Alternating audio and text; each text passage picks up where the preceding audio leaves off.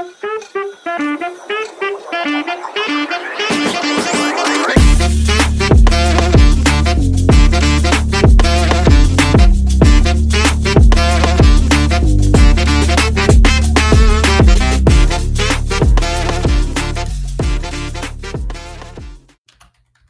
going on, everybody? Welcome to the Alex Cuesta Show. How's everybody doing out there on this Thursday, May 9th, 2024 for episode number 123? David, it did that weird thing again. We're in between like the countdown and our so video. it was up again. I didn't but our countdown to the countdown. It didn't look like it actually was live when we did our weird. It was weird. I don't know. That was bizarre. But anyway, hi everybody. Welcome to the show. We appreciate everyone out there watching right now on X, on YouTube. If you like what you hear today, give us a like, share, follow, subscribe, repost, follow, all that good stuff. Go find us on the Alex Cuesta Show everywhere you can find us. We are on a quest for 4,000 followers on X. So please go give us a follow there. We're at 3,595. And on YouTube, let's get to 100 people. Get us over there. Give us a subscription. We're sitting at 63. We should be able to get that easily because our guest tonight is awesome. But before we jump in with her, I just want to give a shout out last week's show like we always do. We had our buddy on, one of my best friends, Rudy Kolich, on, and we had an awesome show talking, stock stuff and fitness and just everything overall and just his kind of journey. He's just been around everywhere. So it was lots of fun. But we don't have much time tonight with our guest. So I want to jump right into it right away. We are excited to have her on. Let's bring her in now. She is Simona Mangiante Papadopoulos. She is an attorney, journalist, entrepreneur, and former legal advisor to the Presidency Office of the European Parliament. Simona, what's going on? Hi, Alex. Thanks so much for having me, and thanks for this great introduction. Yeah, we try. Listen, our whole show is the guest. Like me and David, especially David, we suck. But our guests make everything worth it. You can't suck because you're Italian, so it should be fine. See, I like your style. I definitely want to talk a little bit of Italy. I know we have a lot of American politics going on in our kind of thing, but let's start off there. What do you feel about the Italian president? Well, I was a very firm supporter of Giorgia Meloni, but let's be realistic. She disattended many of the promises she made to the Italian citizen. Actually, she completely contradicted the platform she was voted upon. So I reconsider my opinion. I don't like electoral slogans. I like actions. All is about actions, and that's why I love Donald Trump, and I support Donald Trump in my adopted country, United States of America. So I'm Italian American right now, and I'm very proud of it. So Georgia should reconsider to review her promises and implement them for good. Go ahead, Dave. Yeah, I was gonna say I when Meloni was first running is when I heard the most about Italian politics. Yeah, and all that stuff, and be like, oh, look at this based person running. And then if she gets in, that'd be awesome. And then I've heard very little since then, but I've heard that she's just rescinded on so many things. It's been very globalist in a lot of ways. Yeah, exactly. She, many people notice she's more aligned with Joe Biden, even though she made of Donald Trump and his campaign her political debates just to get voted. She was promoting Italy first and the Italian make Italy great again, right? Yeah. But then it happens that she did the opposite of what she voted. She was voted for. So I really hope she will finally be independent enough, or she will gain this independence to be the leader we were expecting her to be. Absolutely. So I have a question. Since you were involved in European politics heavily before, coming over to America, are European leaders kind of afraid of that Donald Trump of whatever country label? Because we saw it with Boris Johnson. He ran on Brexit. He was very similar. People were saying, Boris is very much Trump-like. And then, boom, uber globalist. We find out everything about him during COVID. Meloni seeming to be going on a similar path. Is there something about the Europeans that when they get kind of lumped in with Trump, they feel the need to kind of push back and hey, I might be on the right, but I'm not like him type of deal? Well, Trump isn't a threat for the strong European leaders, but definitely is a threat to the globalists, and there are most of them who think about preserve their position more than their people, their political goals. So obviously you have a lot of people that love to be in the box because they love to be managed by somebody else's agenda, and there are few enlightened people who actually are afraid to push forward the people's. I always say people talk denigratory in the denigratory way about people's movements, like the will of the people. They are populist, but actually that's what politics is about. It's about to act in the interest of people. So I don't care about the this indoctrination of political ideologies that don't find any benefit, don't make any benefit to the people. So you have the weak European leader, yes, which are the most, unfortunately, which are completely following the globalist agenda, Joe Biden. Then you have few enlightened one, think about Hungary, where they're really strong and they are going toward their principles. They're implementing their principles. Don't you know he's a fascist? Don't you know that? Anyone that's a populist, that's a strong, right wing, they're fascist. That's the label, right? That's what they go around.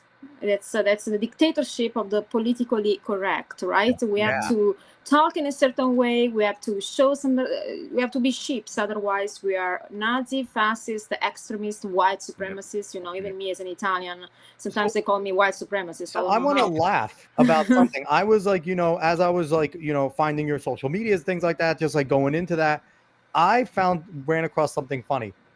People were saying that you were a Russian spy, and I found that hilarious. Like, number one, you're Italian. Number one, and number two, it's like, I guess that's what it is when you get closely associated with Donald Trump. Like, people, they know who your husband is, right? And he's one of Trump's right-hand men. And I guess just that association, it's like, oh, we have to continue the whole Russian thing. When you see that, do you just laugh? In the beginning, I thought I walk into an asylum because, only crazy people could. I tell you, even like you can see like, oh, stop pretending you're Italian, you're a Russian spy. Like, all right, some point I was laughing about it. Then I started to believe that this is a really an MK Ultra distorted experiment. Like a genuine or something, No, people are so brainwashed that if you mention Russia, something goes in their head, and they start to become excited against you. And my association to my husband was enough. My blonde hair, blue eyes was enough to make me a Russian spy. So they never been to Italy, of course. They never heard an Italian accent. I speak 5 languages, so this, of course, my accent is not typical Italian, but at the same time, it's not even close to Russian accent. I have enough Russian friends to know here in Los Angeles. So it's you just said that you have Russian friends. Oh boy. Oh my God, you're right. It's going to get clipped now. That's going to get clipped. She admitted it. She has Russian friends. This will put me under investigation in the court of lawfare, right? So I just self-incriminated myself. And it's just craziness. Craziness, but it's funny until it's not. Yeah. And anyone out there, like, Simona is a really Italian name. I just need people to know that. I don't think there's anyone else named Simona that's not Italian. Like, sure it's not a Russian name? Sure that's not a Russian Simona. Like, I don't... Yeah, mostly my surname is so Russian. Mangiante, sounds so Russian. Oh, it's oh my God. So I want to get into the meat and potatoes. So obviously you are a Trump supporter, as are David and I over here. How do you feel this election will work out? Because I have some of my predictions just with the overall election.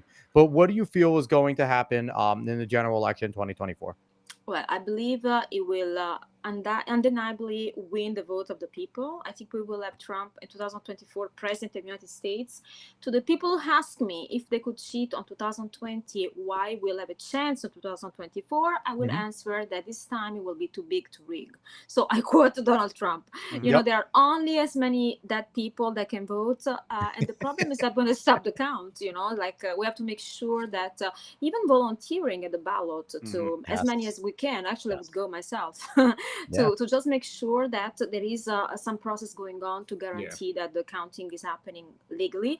Obviously, legislation didn't change in this extent, so they didn't do nothing to implement the basic guarantee. Like, you bring an ID and you show you're alive, you show you're eligible to vote, and then you express your vote. This was too difficult, apparently. So it's racist though, because did you just hear the New York Governor, Yeah, I live in Hochul. New York State. Kathy Hochul said that there were kids in the inner, I think it was Brooklyn specifically, like that they don't know what the word computer isn't in their vocabulary. Like, can they be more blatantly racist? Like, it's like every time they show their true colors, the leftists go crazy to try and cover it up. But like, this isn't the first time that we've heard these leftists sit there and talk about black people as if they are just, the dumb idiots that they were in the South that they believe that they were, right? It's the same type of rhetoric that the Southern Democrats had kept, where they treated them like children. They treated them like people that they had to take care of and that they had to. And it's like, it's wild how if you're a black person, there is no way you should ever vote for a Democrat. Maybe you don't like the Republican and you just don't want to vote at all. Go find another candidate. But you should never vote for a Democrat. This is crazy because, so first and foremost, when it comes to politics and every field of life, everyone should be colorblind. So whoever put color in play in a discussion is a racist. And also, I know many black people who are so smart that don't buy into this manipulation. They're not that manipulable. They try to case everybody into minorities, immigrants, black, woman. No, we don't care. We're all Americans. We are all have the same rights under the Constitution, and that's where we're expressing our votes. We don't need to fit in a box, and I believe people are smarter than that. So I think Democrats have been exploiting this marketing strategy for too long, and now people are seeing through. And one of my fears that goes on with the election, because as we get closer and closer, I do feel like Trump has a really good chance at winning. I think that, it's not the same at 2020 where like Joe Biden's just dead. Like this time, it's really starting to shift, right? My fear is all the weak ass people in Congress losing Congress, and pretty overwhelmingly, like losing the House, losing the Senate. And then this is where the vice president pick gets real important, because if that happens, Donald Trump will get impeached. He will get convicted and removed. That's kind of, I have no doubt that will happen to him just because they'll have the power to do it. So this makes the VP pick significantly more important than it ever was. The prominent rumor right now is Marco Rubio, which I'm kind of scared with Marco because I feel like Marco, he's as much to the right in the uniparty as you're going to get, right? Like he's uniparty, but he's still kind of on the right. He's still system-based stuff. He's Florida. But at the same time, I don't trust Marco Rubio. And I don't want Marco Rubio as my president. So I want like someone that's going to be a president if, the VP is more than likely to be the president unless the people in Congress get their act together, which I don't see them doing. Well, the strength of Donald Trump must reflect in this vice president choice. We have enough rhinos in the Republican Party. Actually, we want to shift away by the uniparty. We don't need another Democrat in power. So it's very important, as you said, and actually pivotal to make the right choice. On my side, I would see Tulsi. I like her a lot. Or let me be bold, a little bit bold, but I don't even know if you would like to. I would like to see somebody like Tucker Carlson. Tucker Carlson, sorry. Oh, Tucker? Tucker, yeah, sorry. I don't know how to pronounce it. No, that's okay. Yes, that's okay. No, I do like Tucker. It's just like just to emphasize the concept that I would like to see somebody as far from the political games as possible, a voice that as bold as Trump voice, and definitely not a washed out rhino or somebody that will jump on Trump. On the Trump ship when he's on the winning side. There are so many traitors, so many disloyal people. We need people that know two things: loyalty and boldness. You need to be loyal and bold to survive this era.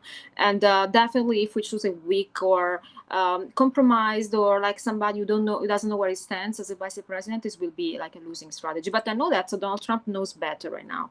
He has done poor choices maybe in the past concerning his administration, but I think it will be as good as it was very good in choosing his advisor in his first campaign because they made him win. Don't say that because George Papadopoulos, my husband, was one of them, of course. And George is awesome, by the way. I've seen him do like press things, and so like George he's pretty badass because he just doesn't care. He'll say what he needs to say, and that's awesome.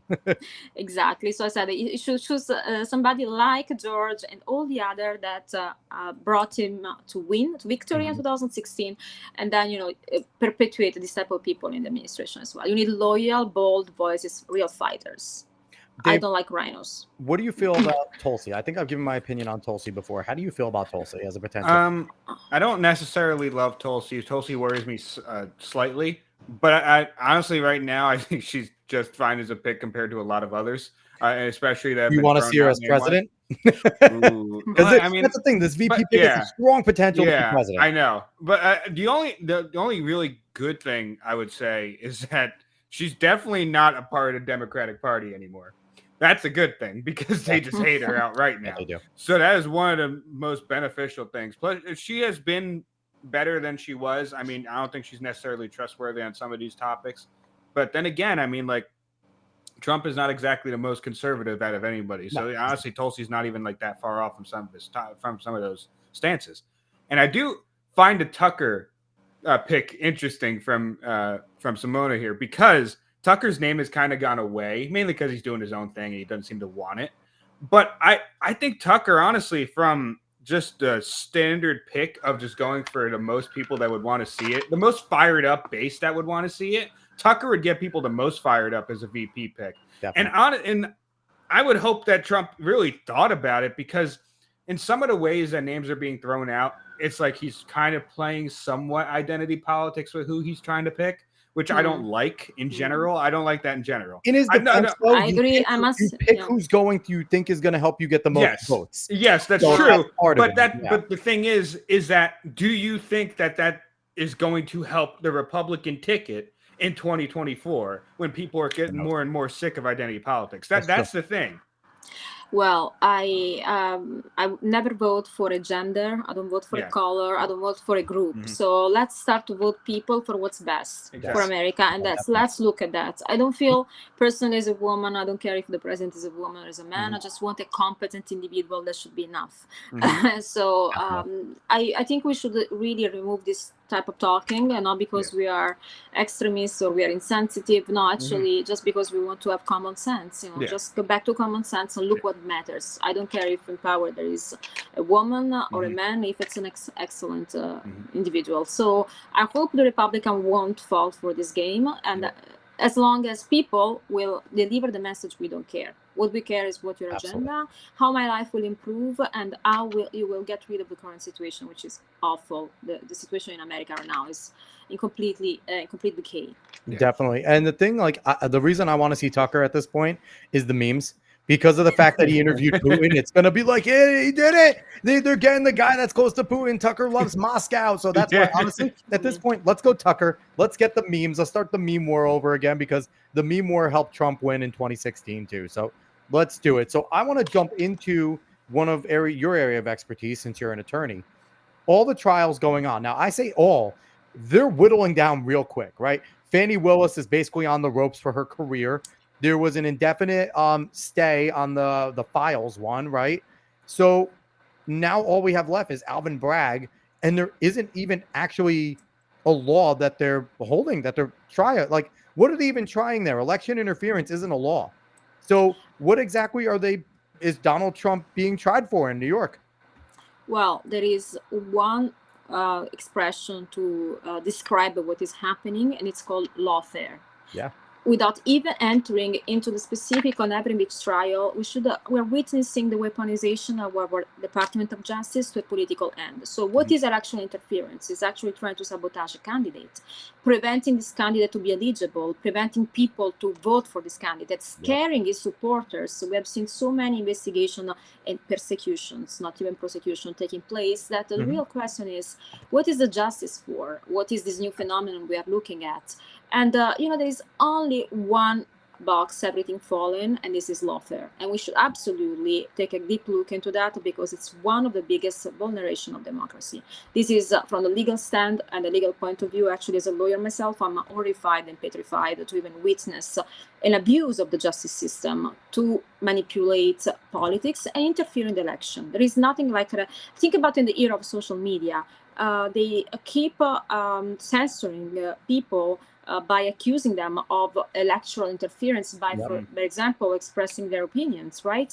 But when freedom of speech becoming election interference, and when actually putting people in the impossibility to be eligible for election for politically motivated trials and prosecutions, that's election interference. Hiding Hunter Biden laptop is election interference. Not prosecuting real criminals sitting in the White House, this is election interference. So we should reset the notion of these legal categories and trying to make people aware of this basic concept. The justice system should serve one purpose, and is to prosecute crime and to deliver blind justice, not going after one man and everyone who supports him, just to scare people out, to express the support for Donald Trump, or to make him ineligible. Let people make their choice. That's it. That's all we ask.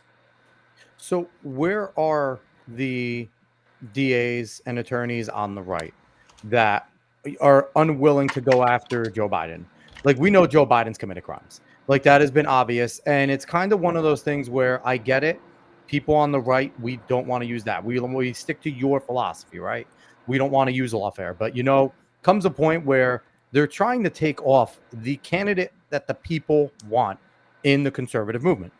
So when does it come to a point where we have some really good, attorneys general around the country? We have some very good DAs on the right, but it seems like none of them are willing to do what Alvin Bragg, who is a DA of New York State. He's not even like he's not a federal, and he's willing to take on the president. Fannie Willis, they're willing to take on the former president.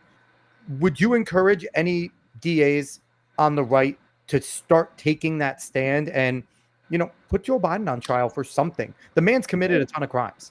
Well, they should actually, what I expect from justice is to do their job, to carry their prosecution based on evidence, probable causes, and just deliver justice to the people. Now, I don't care if the person in question is Joe Biden or Donald Trump, but what I can see is that all the trials against Donald Trump are inconsistent in material. Yep. They go after Donald Trump for overvaluing his property, while we know that Mar-a-Lago is much more than $18 million, right? It's or ridiculous. to pay hush money to a questionable porn star, Stormy Daniels, resurrecting stories from years and years ago. These are immaterial cases. None of us is affected by. They prevented him to bring evidence. Yes, these are the same people that tell you Bill Clinton did nothing wrong because he just got a blowjob in the Oval Office. Like, these are the same people that'll say that, but they're getting mad at Trump for potentially having sex with a porn star when he wasn't in office at all. When it was years ago. Exactly. I don't think this is something that concerns me as a citizen. I think that doesn't affect my choice in any way. But what affects my choice is Joe Biden selling the country for his own interest to foreign forces like Ukraine. So this is a completely different level of interference and selling. Actually, why we're paying so much taxes of our own money to fund a war that we have nothing to do with, because Joe Biden and Hunter have specific interests. I worked on a documentary exposing that specifically. But what I'm expecting from justice is just to deliver actually a fair process. While we are assisting to a targeting, literally persecution of Donald Trump and again all his associates and people who support him, and we have complete impunity on the other side. It looks like it's ridiculous. There is they are completely blind on the Biden side. So this is lawfare. Actually, even manipulating and even neglecting evidence of crime when it comes to their convenient candidate, it's lawfare. Not only persecution and targeting of one candidate or anybody else for political reasons, but even completely granting impunity to commit any sort of crime. Imagine if one of Trump's sons had done anything close to what Hunter Biden has done. I mean, this would be like probably global news. Here, not only the Department of Justice, but even the media, the mainstream media are hiding the story. And this is, to me, election interference, because we're not making people aware of the situation as it is. And we're talking about facts, not conspiracy theories, not opinion. We're not speculating. We are just talking at evidence. I'm excited for Barron Trump to really get in. I know he's a delegate right now over in Florida. I think Barron, he looks a lot like his dad. I can't wait for Barron to open up his mouth and he's just going to be like, hello, I am Barron Trump. Like, he's going to have the same exact, you probably met Barron. So I don't know how Barron talks, but you probably met Barron and that whole crew. Like, you probably know the Trumps pretty well, but I just can't wait for, I'm excited for more of the Trumps to get involved. I know at this point they're taking a step back. I feel like Eric looks like he's going to stay on the business side, but man, Don Jr. has his podcast. Don Jr. very much is similar to his dad in a lot of ways. But I think the way that he's very different is where, his dad made a lot of money in real estate and was always, top shelf. Don Jr. likes to be in the country. He likes to sit there and go hunting. He'd much rather be in his cabin than in any posh area in New York. And I'm excited to see. I feel like he's going to be the next Trump to jump into politics. So I'm excited to see it, very much so. Who do you think he's going to jump in next? Is that if you can predict? And I don't want you to get in trouble with anyone or give inside baseball, but do you think Don Jr. is going to get involved soon? Well, it's a definitely great choice, but I'm still betting on the father for the moment. I really think Yeah, we need another term of I love it. Donald, and then, of course, we will have everybody else. But I really believe we need another, because nobody has skin in the game as Donald Trump. He Yeah. knows exactly, because he lived the issues that we're Definitely. living, led to this in America. Don't forget, everything that has been done against him has been discredited. The Russia so-called investigation fabricated basically to we know now everything has come out about the Spygate. My husband was the patient zero of that, and he outed what we know now already in 2018. So there is so much that is in favor of Trump, even consider that has been antagonized so harshly since the very beginning of his descent on the political battlefield. And that should reinforce his position and show that, imagine they scrutinized everything, and all they could do is to make up crimes. So that shows you probably is the strongest leader we can ever imagine. I believe if you go and look into so closely into anybody else's background, you will probably find something to complain about. But in the case of Donald Trump, we rehearse always the same nonsense. I don't even mention Jenny Carroll, because it's another pathetic example, of completely insanity, global insanity, emboldening insane people.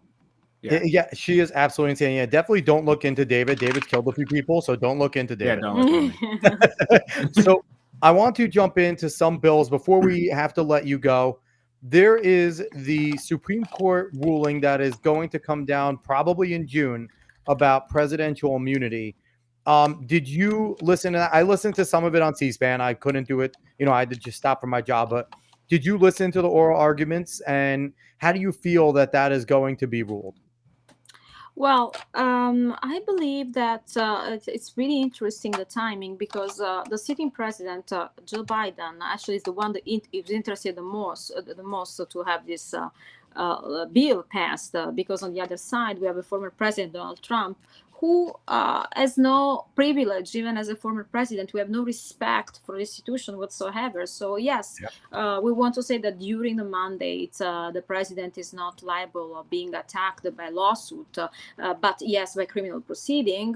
This is an argument we can carry if we know that our justice system operates as it should. But in the current status of facts, we know how the justice system is a weapon, as a political weapon. So how to interpret this bill in the light of how we're using the justice system? Are we talking about immunity, or we're talking about another tool to be used? Because I don't think they will allow Donald Trump to benefit of it anyways, as they didn't have any respect for the institutional role he embraced. They not only we didn't have there is such a hatred, the Trump derangement syndrome, that It's we ridiculous. don't respect him as a man, but we don't even respect the institution of the president that incarnated for a while and as a former president. So that's my actually worry. I think we should go back to make justice blind again, to make justice fair, and the only way is a change of administration. I don't think we should ever use their tricks, these dirty tricks of weaponization, but we should use our institution to prosecute crime. And the fact that Joe Biden is a criminal and his son is a criminal, well, they should be above the law. 100%. So I want to jump to Florida. And, Ron DeSantis has been a fantastic governor. I really like a lot of the things that he's done there. He's been pretty based, pretty on top of the culture war. They just passed, and he just signed into law, a ban of lab-grown meat in Florida. As a person that has, always been small government, I don't know how I feel about a governmental body telling people or telling private companies what they can and cannot do when it's something that, we can choose to put harmful things in our body, right? If we want to put lab-grown meat in our body, we should have that right. How do you feel about the bill as they passed it, and do you agree with it? Well, I get your point. The less interference by the government, the best. The government shouldn't tell us what to do. It's our choice to decide either not to take a vaccine, for example, include a vaccine when it comes to health issues, so either not to buy this type of food products. I believe that this bill is motivated by raising health alarm. And for example, I make example with Italy, where all these products are banned. We don't have them simply because we don't want to leave the people the choice to potentially take something that can backfire on their health. Now, if this is the angle, he has a point, but I still believe that freedom is the choice. I mean, I would still prefer that to let people the choice, because there are so many other poisonous things in the market. It's also cutting a huge market for this product, and will affect also that type of economy. So we have to think also about this aspect. But overall, I can see why DeSantis tried to pass this bill, or is just trying to push this bill from the health perspective, because we have so much poison in the food that we don't even realize every time we eat what we vaccine would be like the least of the problem when we think we go analyze whatever we take in our body. But I am pro freedom in general. I don't think this is gonna solve the issue. Banning this will not gonna solve the issue of probably we should educate people how to eat well, and let people choose what to eat. It's a little bit more information again. Agreed. I didn't agree with Bloomberg when he banned like the big gulps over in New York City. So I feel like this is something similar. Go ahead, Dave. As long as don't ban pizza, I'm fine. Yeah, that's true. New York pizza, though. It's got to be New York, Connecticut, Jersey. Other pizza Chicago's decent. Everywhere else, they can ban all that. No, New York is a good Italian pizza. Actually. Yeah. Yes, it does. Go ahead. I was going to say that I do find it interesting, because I, of course, have seen all the arguments about it and everything, from a libertarian perspective and all that stuff. But sometimes I feel like we get a little too simplistic with these arguments when we do them, because I feel like a lot of people that frame these things kind of frame them in a way where they basically want no government at all, which is fine if you want that. That's fine, but at least frame it in that way, because they since you don't want any government putting any kind of anything into in their power, then you wouldn't want any law being signed. But when it comes to laws such as these that are being passed, I'm not saying that I'm completely in favor of it or whatever. I haven't looked into it, but there's no exact recompense for the public against those that do lab-grown meat if something were to go wrong with it. Unless you have certainty that they could win a lawsuit against companies that probably have the money to buy the lawyers to really get them off, then there's no way for the public to necessarily know and fight back against things that could harm them, which is generally what you want someone to have the power to do if you're not going to have the government help them in that situation. Good point. But if they That's a very good point, actually, Yeah. Deb. It's a very good point. I agree with you in this extent as well. Like, So we can't be an anarchy, complete anarchy. At some point, we should have a superior body that advise most of us that are ignorant in certain fields what to do with that, and obviously including in your state possibly nocive. No, nocive is not the term. Possibly, poisoning food is a duty of the government to lobby people. So I totally get this point too. But I didn't study yet from a scientific point of view what is laboratory created meat is about. Yeah, what exactly happened. I am actually of the opinion, that also education in the field of nutrition is very important, because I see very, very bad habits that could, good habits could prevent a lot of diseases, including diabetes, and these are also raising cause of deaths in the United States because we have a lot, overwhelmingly portion of sugar. So we should actually control a little bit everything, little more, because when it comes to food control, if you have a look into Europe or Italy in particular, you will see it's so much more strict. Do we feel that as an abuse from the government? No, I think it's a form of protection as well. But depends. It really depends by how damaging this can potentially be. But I get your point. I get your point, Ab. Yeah. I hate to cut you off. I just want to get to the last thing before we lose Simona, because Simona's got to go in a few minutes. Sorry, Dave, but quickly, no, you're fine. I just want your opinion. The House passed the anti-Semitic hate speech bill. Yeah, I think it's going to die in the Senate. I don't think the Senate's going to take it up. I want your opinion on how you feel about Congress basically saying that you can't say verses from the Bible or from certain holy texts out in public without it being considered hate speech, because the words that are there, if you look on the website that they are citing, they're pretty damn stringent, and some are actually pretty vague that left up in their interpretation. So how do you feel about that bill? Well, that's really odd to frame from the legal stand of view I don't know how even to define hateful speech right now. Like it's very difficult, a legal definition, a description. I believe we are always escalating And isn't divisions and hatred real while quick, we promote this type of bills. isn't We hate should speech actually. protected speech under the First Amendment as well? It is. Yeah. It is. So yeah. But again, we are making it a point that certain categories should be protected by the same hate speech that can be addressed, or based on religion reason. I am a Christian and I believe in God, Yep, but so I are we. also believe that from the macro management of the government point of view, we should have a like approach. Like Agreed. we shouldn't our beliefs that where we carry the law should be inspired to God. We shouldn't use the Bible as the law, you know what I mean? Mhm. Otherwise we risk to become like Islam where Yeah. we bring the Quran, and Yeah. we should I don't like this type of talk and this Yeah, type of just- reference. I think respect should be mandatory. If you want to make mandatory, let's define what hateful speech is and let's ban it for all, if we really want to. But I want it all open. otherwise Let's you know get what it I all mean, out. like Yeah, it's yeah. because it's impossible to Yes. to define hate speech. It's impossible, Because someone will It's really always be impossible. offended, especially with all the different Exactly. cultures and people that we have in the United States. What's offensive to somebody's perfectly okay with the others. So, Simona, Mm. I want to give you the last word. I appreciate you coming on. I know you have to get going. It was a pleasure to be with you guys, and So would you like? be happy to come back next time for longer. Yes, yes. Would you like to plug anything before you go? Give any shout outs? Yes, you can follow me on my social media, Instagram, Simona_Mangiante_, and on X, I think we're streaming this live, so my handle is Simona Mangiante, which is a very Russian name. Yeah. Yes, the very Russian spy. So Simona Mangiante Papadopoulos. She was awesome. Obviously, a wealth of knowledge. We absolutely thank you. would love to have you back on sometime. We'll have My you on for pleasure. longer. But thank you so much for coming on. We appreciate it. Thank you both. Have a great night. You too. too. Bye bye, Simona. Ciao. All You right. just said So ciao. she did say ciao. Yeah, no, that's so Russian of her. That is Yeah, extremely so Russian. So So- Russian. I want to say thank you to everyone who's still watching over Yes. on X and over on YouTube. We appreciate that.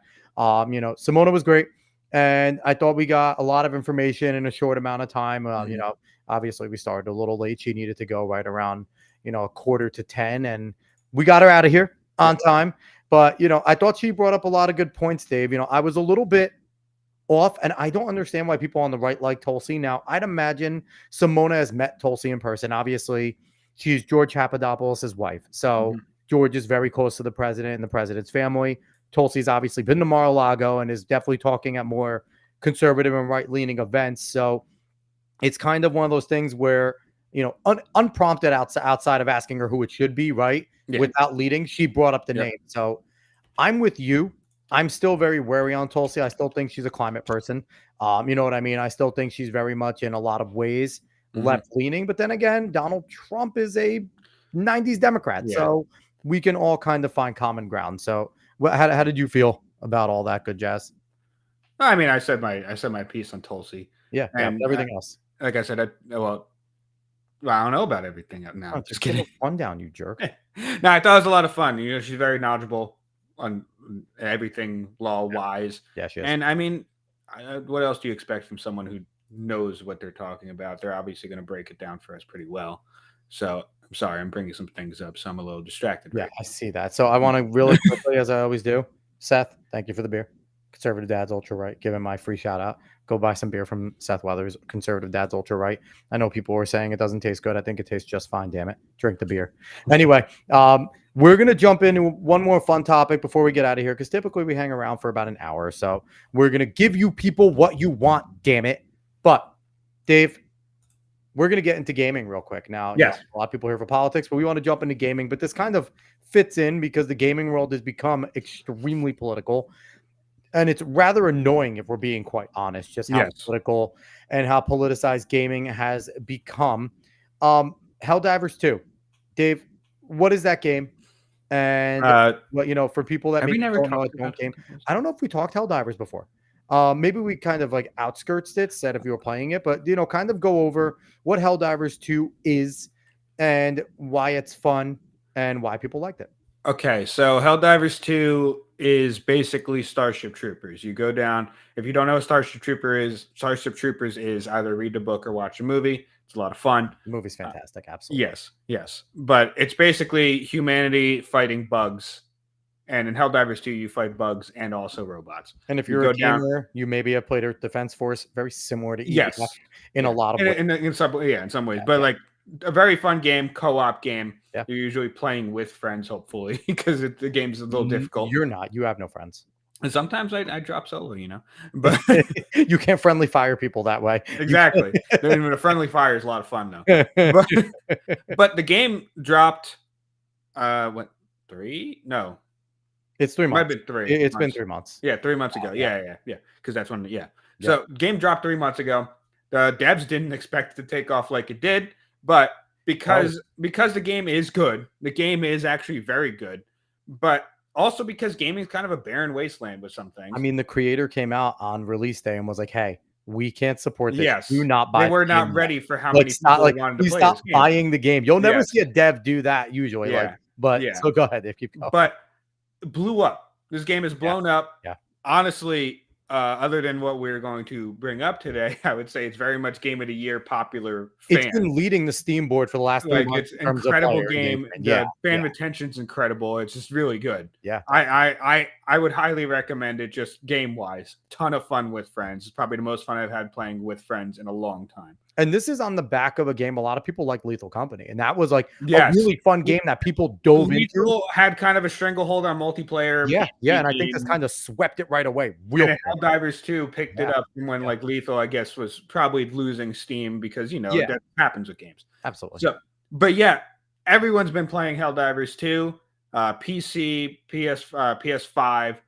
Everyone's been joining in on it. You can crossplay. It's a ton of fun. Yeah, crossplay was absolutely seamless too. I want to point that out, which was credit to the devs and in a weird way at the time, credit to Sony for working and making that possible because you had to have the head companies going along with something like that. So Valve, Sony working together well, making PC and the PS5 jive there. Yes. And the devs did very well throughout this whole time. Yeah. Before whatever what we're going to bring up real quick. I'm going to do it, but they've done very well getting fans good graces because they're just having fun. Yeah. They don't even they were fucking around when they had put flying bugs into the games and they were showing up in people's missions. Yeah. And people were like, "What is this?" And the CEO is like, "I don't even know what you're talking about. Like, they don't exist." Just memed everybody. Yeah, exactly. So people were having fun with the game. It seemed like a genuinely fan friendly. And if you hear anybody yell for democracy, it's probably because of this game. I can't. And no, it is 100% It's 100% because of this game. So yes. So the controversy here that happened and is still happening, I would want to say, is that so Sony and Arrowhead is development team, agreed on the fact that they're going to have to tie in, even on Steam, on PC, for people to get a PSN account in order for them to play. Yep. So that pissed a lot of people off. And when Helldivers 2 came free. They can get it for free, but it's the principle of the manual. Exactly. And because it pissed a lot of people off when they came down and they said, "Oh," and they kind of put it in their normal style of how they kind of list a major order for people, but it's like major order. The grace period's over, which a lot of people were like, "What fucking grace period are you talking about?" Knew about that. I'm pretty sure it's like buried in the Steam description, which whatever. Nobody exactly. But this pissed a lot of people off because they don't. It's the principle of the thing, and if they don't want PlayStation to have their data, they don't want them to have their data. It's that simple. Mind you, Sony was hacked October of last year, I think. Sony. And this is like the fourth time in 2 years that they've had their information hacked for PSN users. Yeah. And the big issue is anyone that's played video games before, it's always been console versus PC. They don't like each other, and PC really doesn't like console. Yep. So when you're giving PC players the option to not do something, they're not going to do it. Now, it's brought up by some of the Sony fanboys, like, "Oh, you have to sign in to multiple things for games all the time." And that's true, right? You need to have a Ubisoft, you need to have an Epic. Like, I get it. But they don't want that. But that's also out front. Usually it's right out front, and the PC gamers can choose Yes. whether or not they are going to connect and play that game. And Yep. typically, if the game's good enough, they'll bite their they'll bite their tongue, but they'll do it. The issue here, Dave, is, and I give Arrowhead some credit because they've been fairly transparent, even though they've been but they have. Like, when they got caught, they didn't do what the normal gaming community does and just be like, fuck you guys, outside of a few community managers. Yeah, I was gonna say, But what they did was, an Arrowhead, especially on X, on Twitter, was flat out like, hey, we did know about this 6 months ago. And in order to play the game, cross-play it, we decided to suspend it up until X amount of time. It was buried in there. It also takes longer than 6 months to even set that kind of process up. Yes. So that's why they even had that grace period as well. Yeah. So the thing is people are pissed about the fact that this wasn't a known thing. Now, the gamers fought back. Negative reviews galore. Yeah.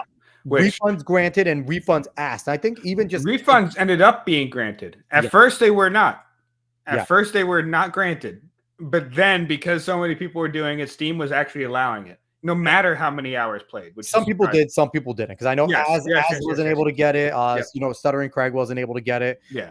Who's going to be on the show early next month? I'm excited to have Craig back on. Yes. Finally live. But it was an interesting thing of who was able to get it. But I even think, Dave, the fact that their servers had to respond to so many requests for refunds, right? Yes. Because they see that is scary. So Sony backed down, right, Dave? Seemingly back down. Dave, do you want me to pull up what you put up yet, or no? Yes, please. This is the customer reviews for Helldivers 2. You could see how it's been. Very positive. I mean, it's some negative, whatever, but very positive. After this announcement, look at these mostly negative reviews. Incredible. Wild. Absolutely incredible. People changing their reviews from positive or mostly positive to mostly negative. The backlash has been insane. And people have brought it up, and it's a true point, but the Helldivers community has been basically trained to work as a team. That's the whole point. You're working as a team for the major orders, for the minor order, for everything. And let's be honest, gamers are a bunch of autists. When they start doing something, they do it, right? And there's enough. And the thing now that I think really benefits the gaming community is social media, is Discord, is having the ability to watch all the YouTubers that you like talk and review these things, because the community knew they weren't going to be left out on a limb. The people that were in there knew that if they went and they started complaining on X, if they started, negative reviewing, they were not going to get bombed by the, media bloggers that are, prominent in Kotaku. And I'm joining, the people on YouTube. I'm not calling these idiots journalists. They are glorified bloggers.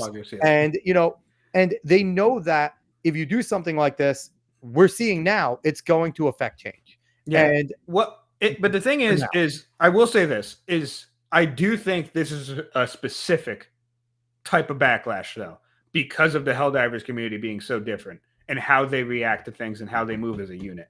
Because let's face it, when you get things like Call of Duty, things like Madden, they don't have the fan base that's going to go ahead and whip up that backlash that's going to actually make a change of an annual thing that's just gone downhill. And even look at what's going on with Warhammer 40K.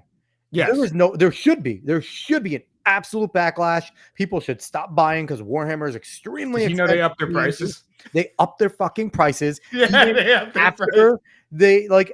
And I'm not going to get into the Warhammer controversy, but it was a controversy that affected a lot of people that have, had lore and everything involved.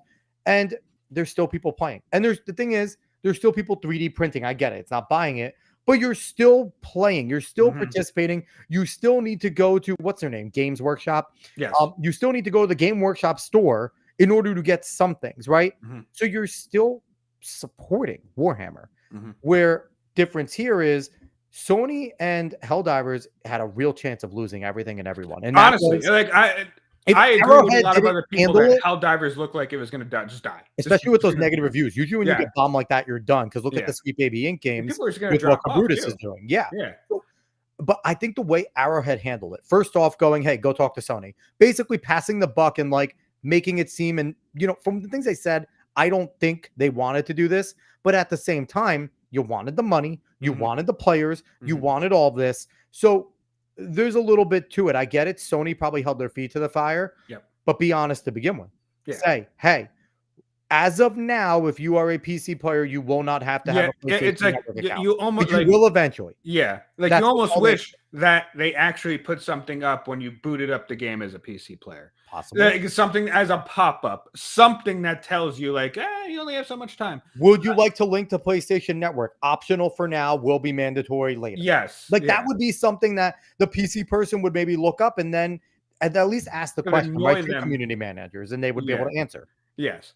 But so since the backlash has happened, Yep. since people have been refunding Yep. and en masse, since all of this has happened and it's been just this big old uproar, Sony has rescinded announced. Yes, thank you. They have announced that they are rescinding the need. Actually, no, first. That was on Monday. First, well, hold up. Okay. I do want to say before they rescinded, Sony doubled down. Yes, they did. And doubled down, and they basically didn't allow countries that couldn't link up to PSN. 179 countries. 170, over 170, 177. 170 like something. Yep. Yeah.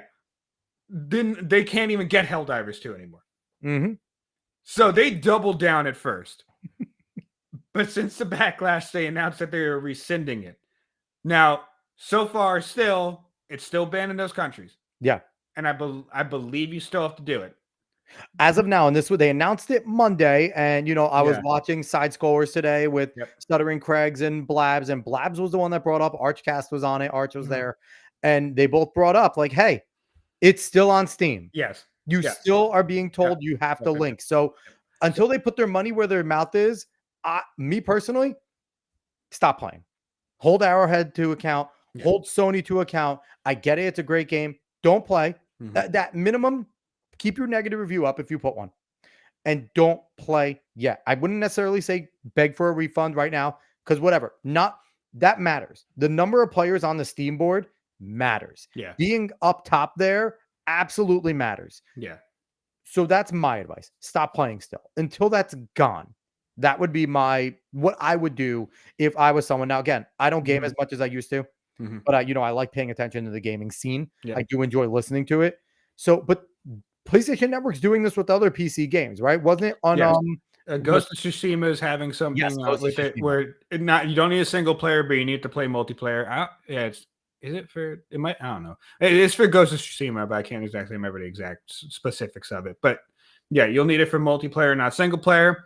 At least with that one, it's a fucking PlayStation exclusive. It makes a little more sense in that. But even then, I mean, look, if you want to be upset about something, I am not someone who's going to tell you do not be upset about something. Like, go ahead and take whatever action you want, especially with something like this, because a lot of people, well, not a lot, I would actually say there, but there's some people that were being like, oh, like you said, it's free, it's nothing, it's not that difficult, just do it. What's these the issue? Community managers who are people that are supposed to like be out front, be on the Discords and talk to people, answer questions.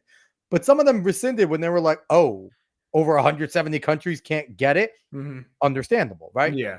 So this is popped off, and like Alex said, they announced that they're rescinding it. Let's make sure they follow through. But look, either way, at this point, this is a huge fucking win for gamers. Absolutely. Huge win for gamers. Absolutely incredible that you could mobilize and actually do this and show that you can create change in what is a market that we're losing out on a lot of things for. Yes. We really are losing out on a lot of things. Look at the AAA gaming scene. It's not exactly as great as it used to be. Terrible. It's bad. It's bad. At this point, it's bad. Yes. So, but when you can actually, it shows that you can actually make at least somewhat of a difference. Definitely. In what is happening in gaming and in basically anything else, guys. Like, if you could do this and make Sony move, you can make a lot of things fucking move. And I will say this. I don't necessarily, as much as Sony sucks, right? I don't blame Sony for wanting to puff their PSN numbers up. That's part of what they do. That's why they have it. You're competing with Game Pass, and Game Pass is fucking PSN up right now. But the fact that they weren't out front with it is the problem. It's a transparency issue. It's a transparency issue, like everything else. And not treating your paying customers like a bunch of dumb boobs. Yeah. And that's, I mean, the transparency issue is an issue that it's all encompassing. Yes. That has been the big issue of, I would say, this modern day and age. Period. Is transparency. Period. And it's funny because that's like the biggest buzzword, right? Everyone talks about how they're going to be transparent. And they're never, politicians, the corporations, never are. And it's like, and the only ones that the ones that are being transparent are usually ones that get gone after. And I do want to explain maybe a little more as to also why people did not want the PSN requirement. Because if you don't necessarily know, you don't realize that if you have to sign into PSN, you have to go by their terms of service. Yes. So do you want to talk about what Sony's releasing with the biometric shit? Oh, I haven't looked into it. If you know more, you can talk about it. So I only know what I have like heard on some of like the things. So I'm going to couch it as hearsay right now. Okay. The hearsay is that Sony wants to put in a system of biometrics where they could basically, as you're playing, I think it's something to do with heart rate, or they could tell if you're like elevated in a way, and then they're going to report harassment for you. That is no fucking. I mean, that's believable because that's stupid. It is. They're going to report harass. So if you're in an intense game, you're being bullied. Like you don't even have to. So that's their way to prevent bullying. Yes. So that's something that they want to do. Oh my God. Now, signing up for the terms of service will eventually hook you into this, where you will be, someone who has to. I don't know how they're going to do it. I don't know if they're going to put it in their controller. I don't know how they're going to expect to do this, but you'll be signing into something like that with the terms of service, or if they have hate speech rules and the things you could say. And so I understand why someone who doesn't want to be, beholden to anything Sony wants them to do wouldn't want this, because you're signing into something different. Now you're agreeing to two different terms of service. The terms of service for Arrowhead and Steam is another one. And then the terms of service for Sony. So essentially 3 different terms of service you're there, when you only want to agree to Steam, who you already did, and the game that you're purchasing. Yep. And yet again, the transparency issue is there because everyone's terms of service has not been very transparent. No. So that's even more. Exactly. And that's even more of an issue of, okay, what kind of trouble am I going to get in and then basically not be told what I did? Now, was this stupid by the gamers? Because we did know it was a Sony back game. Was this something that gamers should have expected and seen coming? Because nothing is ever it's all too good to be true, right? We knew Sony backed this game. We knew that it wasn't necessarily a Sony game, but they backed that. That's why it was on the PS5 as well. So the thing is you can expect it, but if you could stop something like that from happening, just do it, dude. Just do it. There's no reason to allow these companies to just kick you around. Nope. If you can get them to not do that, then get them to not do it. Oh, it's a Sony published game, so you should expect it. Yes, but also it's stupid and I don't want it. And I'm going to get everyone else who thinks the same way to say it's stupid and I don't want it, and I'll drop off from your product. And then what happens? They decide to at least announce that they're going to get rid of it now. So if you don't like something and you have a bunch of people that don't like something, you don't have to say, well, them's the breaks. You really can't do much. Well, no, you really want to play it. If you really want to play and give in, then capitulate. Not gonna tell you. If you want to do that, then you do that. But if you have the ability to stop some of these things from happening, then do it. There's no reason to not do it. Especially, like, there's absolutely. What are you losing? What exactly are you? You're not. And I think this also hurts future games, right? That are affiliated with Sony, right? That is a Sony back game, but is going to be double. Like, people aren't going to buy it right away. And it's going to hurt their it could be as good of a game as Helldivers is, but people are going to sit there and look at it and go, I remember what happened to Helldivers 2, and I'm a PC player, so I'm going to wait and see here.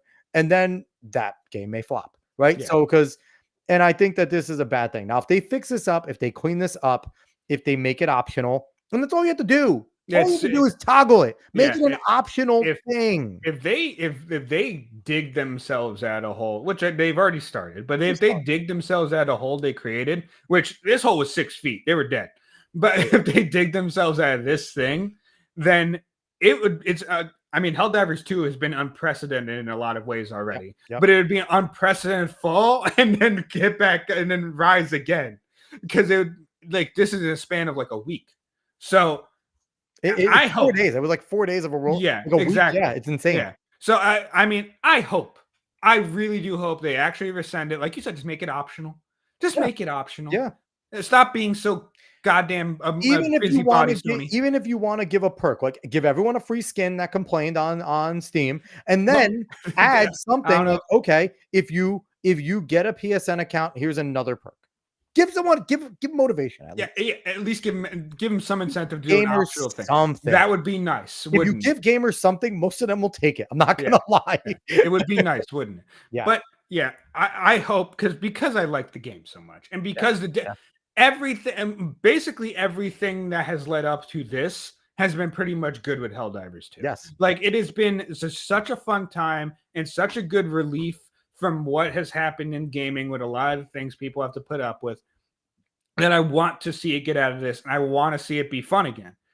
Because it should be. Because gaming is supposed to be fun. And the devs have been involved in a positive way, which we haven't seen in a long time either. That Yes. the developers have the involvement from the developers, from the media team. Some of the community managers suck, but outside of that, it's been very positive, and all like their propaganda they put on social media has been eaten up. And it's been like people have legitimately gotten into these roles, and it's a bunch of yes, females play it, but it's a bunch of bros broing out on these things, and it's bringing games, making them fun again, especially with the friendly fire. If you're bringing that friend who is a piece of shit and is going to do it, but that's the purpose of bringing them in, because they make it fun. So it's like it sucks that all these good things are getting ruined by assholes. And it's like, I'm not someone who harps on like big corporations are just bad. Like I'm not that person, but the gaming corporations are fucking bad. Like it's like, it's not just, and it should be expected. Sony, Microsoft, they are garbage organizations, but we'll see.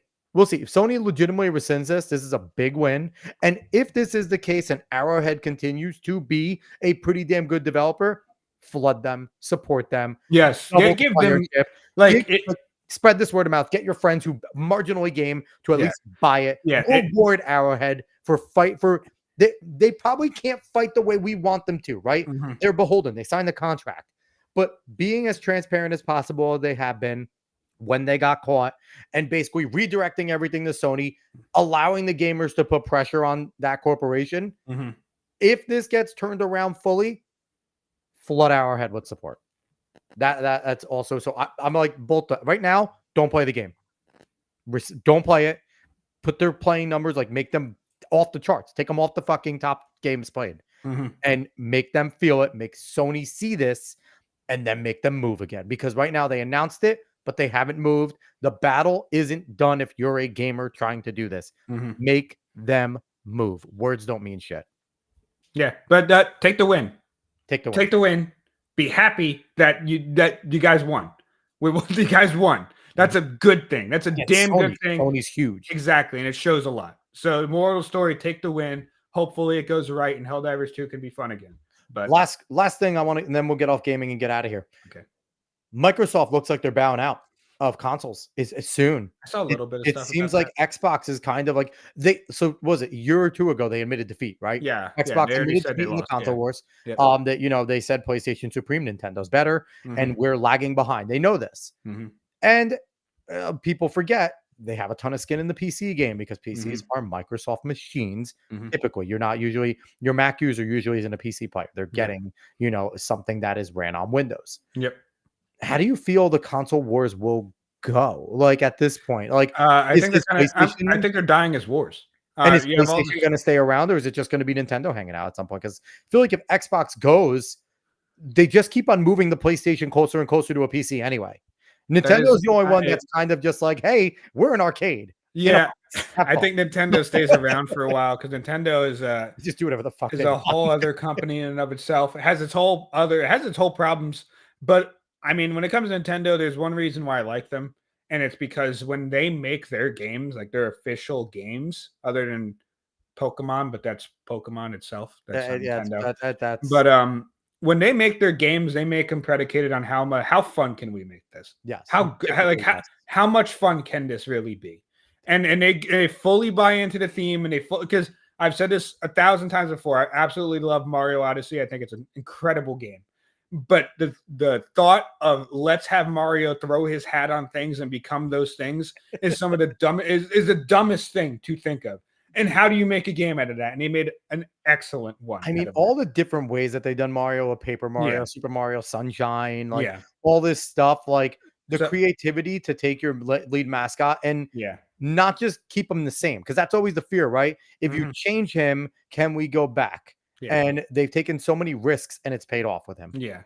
So I think Nintendo is going to stick around with consoles. They just don't die. The Nintendo just finds a way. They I don't know saved it how in the early 80s and they're just going to keep I going. don't know how they do it, yeah. but I feel like they're gonna outlive me. They're They're just gonna dirtbags be with around. emulators and mirrors and things like that, but in terms of making games, they just make fun games with Yes. their Yes. properties, and they're Yes. extremely loyal to their properties. Yeah, I can see PlayStation staying in for a little bit longer. Oh, hey, Dave, you put something in your background. I see Vegeta hanging out there. Yeah, he's been there. Look, But Goku's there too. You can see. I him see. It's Goku. Yesterday was today's Goku Day. May Yes, it is 9th is Goku Day, so happy Goku Day, everyone. Go ahead, Dave. Sorry. But no, I can see PlayStation sticking around a little bit longer. They probably already had the PS6 in the works. Yeah. So they're at least going to release that as a console. But the only thing is that they don't have like exclusives. They don't have much. PS5 didn't have a lot.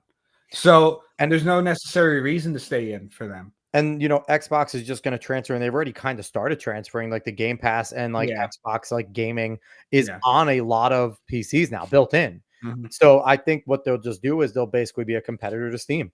Yeah. They'll make the Xbox, Game Pass will just be a PC thing. Yeah. And you'll have Steam, you'll have Game Pass, you'll have the Epic games, like you'll just have all of those. And I mean, yeah, what's Sony gonna do? So I feel like it's another whole entire situation there. Well, I mean, with all the fucking launchers, streaming services, right? It's the same streaming services essentially, but it's like Steam is Netflix, right? Because Epic kind of is balls. Epic's you just use it for Fortnite, and that's about it.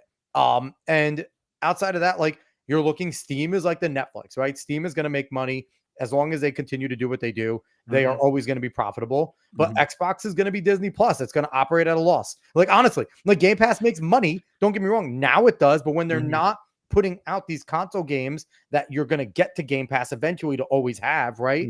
I think like we're going to see that just Microsoft is going to keep it around because of its name, right? Yeah. And I think it's going to be one of those operating at a loss things. Yeah. Yeah. And it's going to be interesting, the movement that's going to happen here, because I mean, we'll remember a time of console play and sitting on the couch and everything like that. But I wonder how much single player campaigns are awesome. Yeah, I wonder how much I'll go to the wayside if Xbox and PlayStation really do bow out in the future. I mean, right now the movement is a bowel movement for AAA games, so it's like it can only get better. Like hopefully they get off the pot, wipe their asses, and start doing the right thing again, right? Yeah. Like right now, like that's the best metaphor right now. Right now, the movement for AAA is a bowel movement, and it just needs to drop off, be flushed, move on. And let's get back. And if it does go, like Dave, you've already switched to PC for a lot of things. Yes. You use Steam a lot. So I feel like for someone like you, it would just be, okay, is that Game Pass game? Is that Microsoft exclusive, that Xbox exclusive for Game Pass? Because you'll probably download, right? Game Pass. And it'll make it essentially probably similar to what Steam has. If they're smart, they'll make Game Pass free to download, pay for games, right? Well, you'll use that model. If there's it is funny because like you said, I got a PC and I was thinking again PS5, but I just never actually tried. I never even cared to try because I have a PS4. Yeah. I got an Xbox 360 again because I wanted to play games on it. And it's weird because I feel like if you want good games that you remember, you kind of have to just go back now. And that's the value of Game Pass, right? Because they brought a ton of those 360 games, a ton of those, Xbox One games and stuff like that. You can play them on Game Pass. So that's kind of, they tapped into that nostalgia factor, which was smart, right? That was a smart thing to do. So someone like you who wants to play the 360 games can look at it and go, I'm already gaming on my PC. Yeah. I have no need to go over there. Let me just log into my Game Pass. And, I don't know. I don't know what the thing is. I think what'll be cool is if you have Xbox games and you just kind of scan it, they let you have it on your Game Pass. I would highly doubt that. They don't even allow you to fucking do that shit. You can't even backwards compatible from console to console anymore. Like it's nonsense. That means they would actually like their fans if they exactly. Oh man. So Dave, any last words on the gaming thing? Because you're much more of a gamer than I am. Helldivers and gaming where it's going in general, are there any games you're looking forward to right now? Looking forward to Hades 2. You're gonna actually play. Listen, I Hades 2. Look, a lot of God dick and God. I know tits and Kotaku God wrote a guy stupid with fucking Jay. article about it, but the first Hades is a fantastic game. It's so much goddamn fun, and it has the same weird stuff about it, which is Greek mythology. I'm not, I'm it's gonna happen in Greek mythology. It's whatever. If you want to be horny in that game, go ahead. But Hades 2 is probably gonna be just as fun as Hades. Hopefully, it's not Hades Baldur's 1 was. Gate and not everything's trying to fuck you. That would Yeah, well, it's D&D for you. But yeah, Hades 2 is probably going to be just as fun as Hades 1. And I believe the initial release is actually happened. It's not fully released. But I the think early, they have. I think they have early the release of Hades 2, which I probably should look into. But I think it's like $30 or something, like yeah, early or something like that. yeah. And I've seen some stuff saying like it is a pretty fun game. No, like I said, first game, I sunk a lot of hours in that game. Love that game. I will definitely check out Hades 2 unless people are coming out like, man, it's nothing like the first game. It's actually really bad. But I doubt it. I honestly doubt it, because as much as don't let Kotaku fucking decide to or Polygon mess up this, whoever it was that wrote the article. Bloggers. Yeah, to mess up this image of that game for you, because it might be a bit horny, but overall the gameplay was really fun in the first game. I'm assuming it's going to be just as fun in the second. And let's be honest, you can't be a person who was loving Stellar Blade and then get mad at Hades for being horny. That is very true. So it's like if you were somebody who was supporting Stellar Blade, supporting Eve, getting mad at them, like putting a piece of cloth to cover more of her cleavage, accept the horniness of Hades. Just go fucking play the game. If it's a good game, who cares about we enjoyed God of War where we had to do mini quest of him banging chicks. The Witcher, he would come out of every tent and the girl, like you would see plenty of like 32-bit tits. So it's like honestly, the whole entire gamers and like the whole entire, we've always liked TNA. That's why DOA volleyball, like Beach Edition, was so much fucking fun. Jiggle Physics were never at their like, DOA is amazing. The volleyball DOA was ridiculous. Like it was basically volleyball. Like fucking, it was incredible. Beach volleyball DOA was awesome. But I mean, the whole entire like, oh, sexuality. We like this version. We don't like that version. Fuck off. It's always been in gaming. Okay. It's always been. It's the same people that read manga. It's the same people that like comics. It's the same like borderline incels until they grow up and realize that people like the same shit that they do. There shouldn't be weird. Like it's so I'm very tired of the whole entire sexualization in gaming discussions. It's always been a thing. Yeah. Go away. Yeah. And it's just getting more real. So the boobs look more real. The asses look more real. So I guess we have to talk about it more. That's it. Except for Lara Croft, who looks like a guy now. Yeah, I know. But to be fair to the people who have called out the Hades 2 stuff, it's because it was the double standard. The double standard. It was prompted by people who were going against Eve and Stellar Blade. Just because people liked Eve. And they're going to play Hades 2, right? These people are gamers. Like you said, they probably liked Hades 1. Unless you didn't like Hades 1, you're probably not going to care about Hades 2. Yeah. But if you liked Hades 1, you'll sit there and say, these people are assholes, so they're double standards. But I'm going to play a game that I enjoy. As far as I know, the developers haven't been complete pricks or whatever like that. Maybe they have. And I just didn't look into it. I haven't seen it. But so far, that's probably the only game off the top of my head I can think of right now that I'd be like, yeah, I'm getting that. Because I know I'm going to sink hours into it. Very cool. So, Dave, this was fun. Always enjoy every once in a while. Felt Simona, like we had a whole entire like second show, but yeah, Simona was awesome. If you guys want to go follow, throw it up again. I can't say it as nicely as she does. Simona Mangiante Papadopoulos. Follow her on Instagram there at Simona _Mangiante_. And on X, go follow Simona there at Simona Mangiante. Just one word. They're up on the screen there. If you want to see, for those at home, just go search that. If you want to follow us on social media, over on Twitter, it's at the A Cuesta Show. Facebook, it's the Alex Cuesta Show. And Instagram, the Alex Cuesta Show. So really hard there, guys. But if you're watching on YouTube, we appreciate that. You're watching on X, we appreciate everything. We have the quest. YouTube, we want to get over 100 subscribers. X, we want to get over 4K. I think we could do it. Definitely go out there, spread this word of mouth, go smash that like button, subscribe, repost, spread this word of mouth. That's the biggest way. If you like the guests we have, if you like the things we talk, maybe we'll do a little TED talk at the end of each of our shows here where we kind of cover something maybe non-political. If we didn't talk politics, we maybe throw a political thing at the end there. I don't know. It might be a cool thing for us to do, Dave. Just do a little ending segment. But that might be something we do. But definitely, we appreciate everybody for watching. And we'll be back next week. I don't know. We have another. Oh, next week we have your friend Dave, Yes. Jeff the Fly You. He is fighting in his, what is it, his 7th professional fight? No. 5th? His 5th. So he'll be coming into his 5th. I might be wrong. Right. That is on the 18th. Yes. 4th or 5th. I'll be on the 18th. We're having him on the 15th. So a few days before, he'll be in heavy, training mode, still like cutting down. And so it'll be exciting. He'll be in an interesting mind state. It'll be a fun. He'll be in the killer mind state, and I'll be excited to talk to him about it. And everyone will, he'll plug everything and anywhere we can watch it there. So come back next week if you want to hear a pro boxer, because we're gonna have a great time doing it. And he's also a weeb, so we'll definitely talk about some weeby stuff, I can imagine. So everyone, thanks so much for watching. We appreciate you all out there.